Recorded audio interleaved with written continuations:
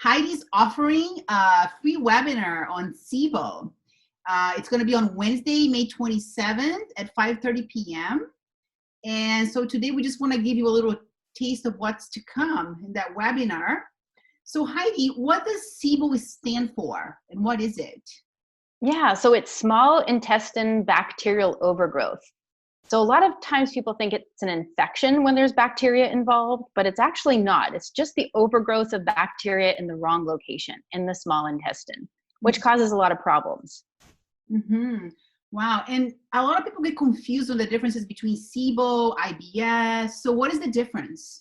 Yeah, so IBS stands for Irritable Bowel Syndrome, and it's basically a diagnosis that's given to people when they have chronic unexplained gastrointestinal symptoms. So it's not that helpful because it doesn't really tell us why or what the root cause is for these symptoms. What's interesting is that about 85% of people who have IBS have SIBO, the small intestine bacterial overgrowth. Wow. Mm-hmm. I know that. It's a huge number, yeah. And what are some of the symptoms that people experience will have? So it's a lot of the things we associate with IBS, like gas, bloating, burping, flatulence, abdominal pain, discomfort, cramping, constipation or diarrhea, or alternating, both things, heartburn, reflux, nausea, vomiting. Things like malabsorption can show up where people have low iron or have mucus in their stools. And then some general things, lots of things. And then just general symptoms like fatigue, headache, muscle aches. Those are some common experiences that people can have with SIBO. Wow.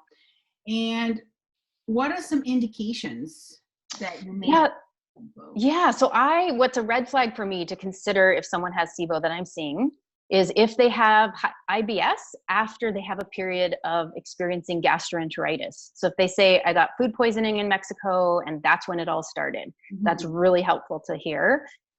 If people have a dramatic improvement in their IBS after they've been on antibiotics, that's another red flag that SIBO might be the root cause. If people have a worsening of their symptoms after having FOS or prebiotics in their probiotics, or if they have increased fiber intake and that causes problems, that's another red flag.